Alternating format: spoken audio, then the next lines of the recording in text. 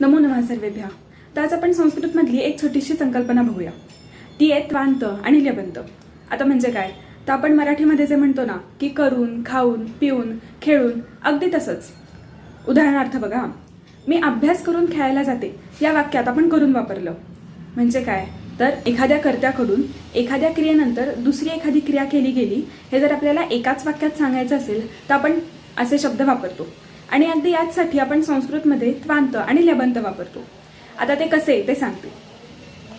त्वांत आणि ल्यबंत ही दोन धातुसाधित अव्यय आहेत, म्हणजे ती धातूपासून तयार होतात। ज्या धातूंची त्वांत रूप तयार होतात त्या धातूंना शेवटी आपण त्वा जोडतो, आणि ज्या धातूंची ल्यबंत रूप तयार होतात त्या धातूंच्या शेवटी आपण य हे अक्षर जोडतो। उदाहरणार्थ, कृ असा धातू आहे, त्याचं त्वांत रूप होतं कृत्वा, त्वा जोडला आणि अर्थ आहे करून। खाद असा धातू आहे, तर त्याचं त्वांत रूप होणार खादित्वा। लिख असा धातू आहे, त्याचं होणार लिखित्वा। आता ल्यबंत रूप कोणत्या धातूंचे तयार होतात, तर ज्या धातूंना उपसर्ग जोडला गेलेला असतो अशाच धातूंची फक्त आपण ल्यबंत रूप तयार करतो।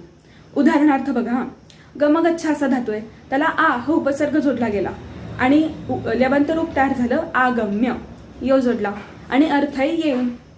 आता हस असा धातू आहे, त्याला वि हा उपसर्ग जोडला गेला आणि ल्यबंत रूप तयार झालं विहस्य। आता आपण ल्यबंतचं एक वाक्यात उदाहरण बघूया।